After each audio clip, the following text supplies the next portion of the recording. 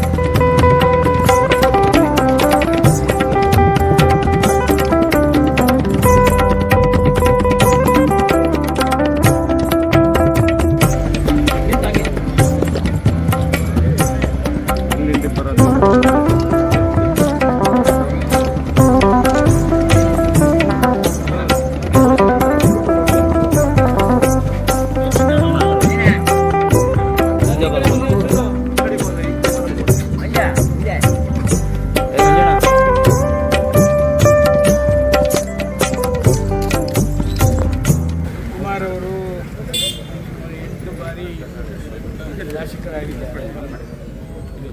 ಹಲವಾರು ಇಲಾಖೆಗಳ ಮಂತ್ರಿಗಳಾಗಿ ಕೆಲಸ ಮಾಡಿದ್ದಾರೆ.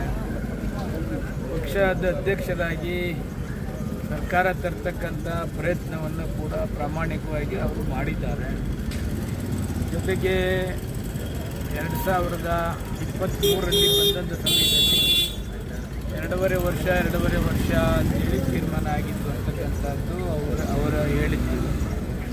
ಆದರೂ 2.5 ವರ್ಷ ಆಗಿ 3 ವರ್ಷ ಕಂಪ್ಲೀಟ್ ಆಗಿದ್ದ ಸಂದರ್ಭದಲ್ಲಿ ನಿನ್ನೆ ಡಿಸೈಡ್ ಆಗಿದೆ ಅಂತಕ್ಕಂಥದ್ದು ಮಾಹಿತಿ. ನಾನು ಕೂಡ ಮಾತಾಡಿ ವಿಶ್ ಮಾಡಿದೆ. ಎಲ್ಲ ಕ್ಲಿಯರ್ ಆಗಿದೆ. ಮಧ್ಯಾಹ್ನ ಬರ್ತಾ ಇದ್ದೀನಿ, ಮಿಕ್ಕದ್ದು ಮಾತಾಡೋಣ ಅಂತಕ್ಕಂಥದ್ದು ಹೇಳಿದೆ. ಯಶವಂತಪುರ ಬಹುಶಃ ಇನ್ನಷ್ಟು ಅಭಿವೃದ್ಧಿ ಕಾಣ್ಬೋದು. ಬರೀ ಉಪಮುಖ್ಯಮಂತ್ರಿಗಳಾದಾಗಲೇ ಬರೀ ಯಶವಂತಪುರ ಅಂತಲ್ಲ, ಥ್ರೂಟ್ ಸ್ಟೇಟು ಒಂದು ಹೊಸ ಚೈತನ್ಯ ಬಂದಂಗೆ ಆಗ್ತದೆ. ಶಿವಕುಮಾರು ಒಂದು ಥರ 24/7 ಕೆಲಸ ಮಾಡ್ತಕ್ಕಂಥ ಪ್ರವೃತ್ತಿ ಮುಂಚಿಂದನೂ ಕೂಡ. ಅವರೇನು ನಿದ್ದೆಗೆ ಮಾಡೋದು ಅದು ಮಾಡೋದು ಏನೋ ಇಲ್ಲ, ಹೋರಾಟ ಮಾಡ್ತಾರೆ. ಹೊಸ ಕಾನ್ಸೆಪ್ಟ್ ಅಂತಕ್ಕಂಥದ್ದು ಕೂಡ ಥ್ರೂಟ್ ಸ್ಟೇಟು ಟೂರ್ ಮಾಡಿ ಎಲ್ಲ ಯುವಕರಿಗೆ ಮತ್ತು ಕಾಂಗ್ರೆಸ್ ಪಕ್ಷದವರಿಗೆ ಚೈತನ್ಯ ಕೊಡ್ತಕ್ಕಂಥ ಮಾಡ್ತಾರೆ ಇರ್ತಕ್ಕಂಥದ್ದು ಒಂದು ನಂಬಿಕೆ. ಸರಿ, ವಿಧಾನ ಪರಿಷತ್ ಚುನಾವಣೆ ನೀವು ಶಿವರಾಮ್ ಹೆಬ್ಬಾರ್ ಯತ್ನಾಳ್ ನಿಮ್ಮ ಮತ ಎಷ್ಟಾಗಿ ಅಂತ ಒಂದು ಅಷ್ಟು ಮಾತಾಡಿದ್ರೆ ಈಗ ನಮ್ಮದು ಯಾರಿಗೂ ನೆಸೆಸಿಟಿ ಇಲ್ಲ. ಯಾಕೆ ಅಂದರೆ BJPಯವ್ರಿಗೂ ಸಫಿಷಿಯೆಂಟ್ ಇದ್ದಾರೆ, ಕಾಂಗ್ರೆಸ್ಗೂ ಸಫಿಷಿಯೆಂಟ್ ಇದ್ದಾರೆ. ಅದರಿಂದ ನಮ್ಮದು 3 ಮತ ಏನಿಲ್ಲ. ಯತ್ನಾಳು, ನಾನು ಮತ್ತು 73 ಜನ ಮಾತಾಡ್ಕೊಂಡು